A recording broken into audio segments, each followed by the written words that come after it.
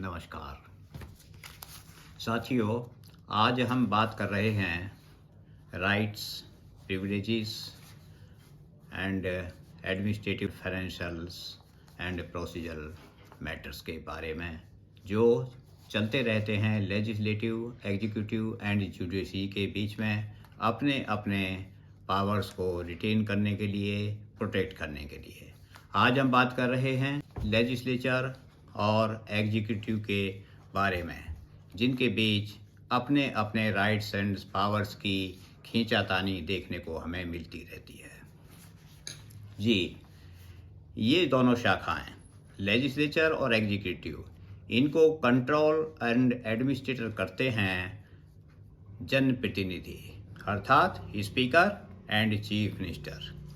हम बात कर रहे हैं state legislature and state executive के बारे में। स्टेट लेजिस्लेचर आर्टिकल 187 एंड 208 के अंडर बनाए गए रूल्स के द्वारा रूल की जाती है, जबकि एग्जीक्यूटिव के लिए आर्टिकल्स 309, 310, 311 एंड 166 के अंडर बनाए गए रूल्स के द्वारा कार्य किए जाते हैं।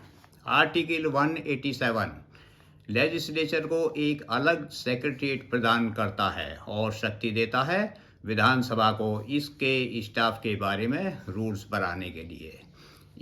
इसलिए विधानसभा के पास इस आर्टिकल के अंडर इंडिपेंडेंट सेक्रेटरीट रहते हुए administrative, financial and procedural matters के बारे में इंडिपेंडेंस है। परंतु हरियाणा विधानसभा सेक्रेटरीट सर्विस रूल्स 1981 स्पीकर की कंसल्टेशन से गवर्नर साहब ने बनाए हैं, जो समय समय पर अमेंडमेंट भी होते रहे हैं।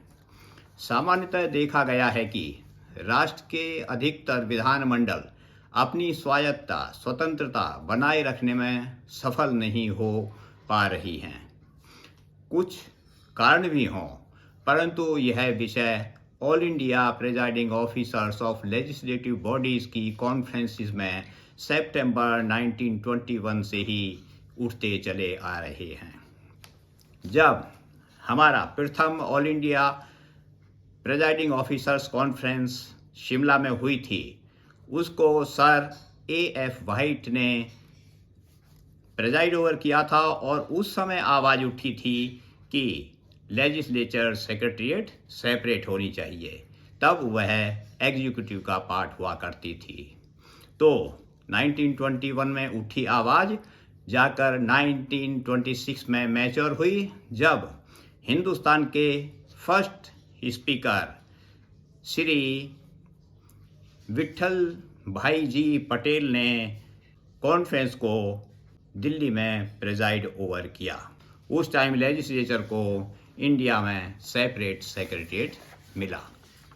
तब से लेकर वह कॉन्स्टिट्यूशन बनने के बाद से सेंट्रल लेजिस्लेटिव असेंबली व आज की पार्लियामेंट अपनी इंडिपेंडेंस बनाए रखने में सफल रही हैं, लेकिन स्टेट लेजिस्लेचर इसको कायम करने में सफल नहीं हो पाई और ना हो पा रही हैं।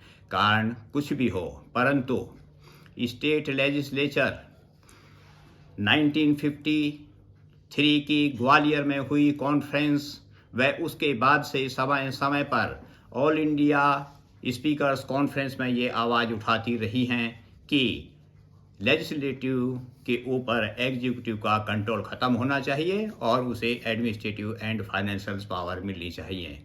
इन पर एक्शन आकर रुक जाता है। मई 1992 में गांधीनगर में हुई 57th कॉन्फ्रेंस द्वारा पास किए गए एक रेजोल्यूशन के द्वारा, जिसमें पास किया गया था कि administrative, financial and procedural matters के बारे में लेजिस्लेचर सेक्रेटरीट को इंडिपेंडेंस होनी चाहिए और इस रेजोल्यूशन को इम्प्लीमेंट कराने के लिए एक कमेटी स्पीकरों की बनाई गई, जिस पर इम्प्लीमेंटेशन हो रही है और एक्शन टेकन रिपोर्ट अभी जनवरी 2023 में जयपुर की कॉन्फ्रेंस में पेश की गई, जो उस पर आगे भी एक्शन चल रहा है।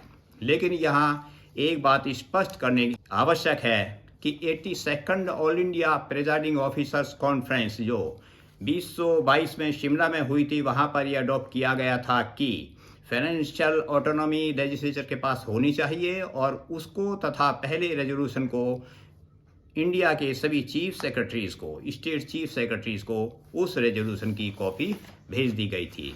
लेकिन साथ ही 2023 में जयपुर में हुए सम्मेलन में 57th रिपोर्ट की एक्शन टेकन पर काम चल रहा है।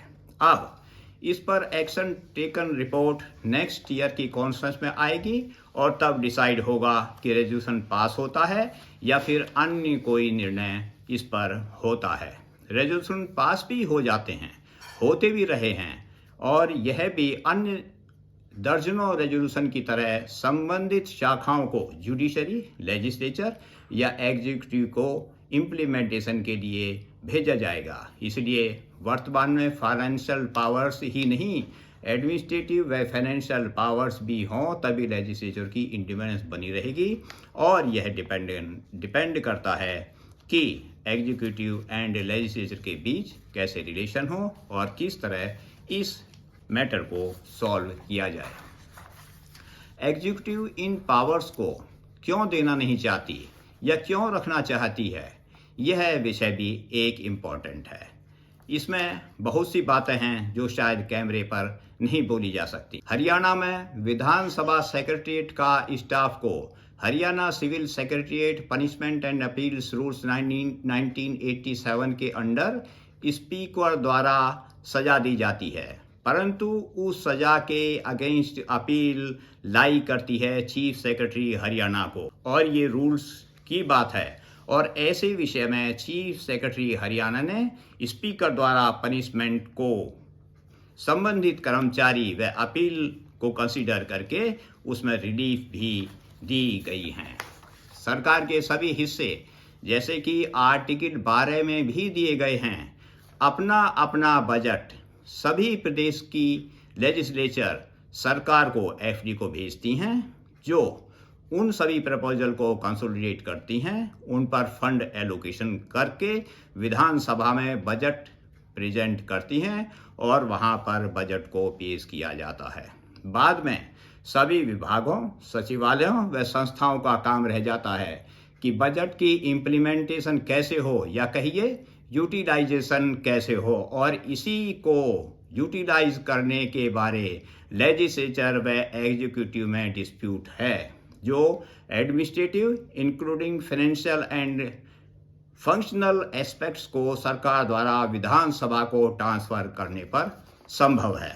परंतु एक बात स्पष्ट है कि विधानसभा का बजट सरकार को एफडी को जाएगा, वहां से वह सभी बजट के साथ कंसोलिडेट होकर बजट प्रपोजल में विधानसभा में आएगा, वहीं से पास होगा। उसके बाद इम्प्लीमेंटेशन विधानसभा के पास एडमिनिस्ट्रेटिव पावर के साथ रह पाएगी। इन सब से यदि लेजिस्लेचर एंड एग्जीक्यूटिव में सहमति बनती है तो चीफ सेक्रेटरीज की पावर्स स्टेट लेजिस्लेचर के सेक्रेटरीज को ट्रांसफर की जाएंगी, और उसके लिए आर्टिकल 166 में बनाए गए rules of conduct of government business and 187 article में बनाए गए हरियाणा विधानसभा के रूल्स आदि में अमेंडमेंट करके ये संभव हो सकता है।